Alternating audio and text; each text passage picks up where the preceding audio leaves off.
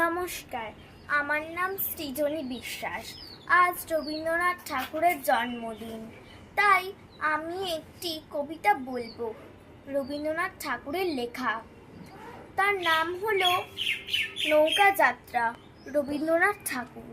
মধুমাঝির ওই যে নৌকাখানা বাঁধা আছে রাজগঞ্জের ঘাটে, কারোর কোনো কাজে লাগছে না তো, বোঝাই করা আছে কেবল পাটে। আমায় যদি দেয় তারা নৌকাটি, আমি তবে 100টা দাঁড়াটি। পাল তুলে দিই 4টে 5টা 6টা, মিথ্যে ঘুরে বেড়াই নাকো হাটে।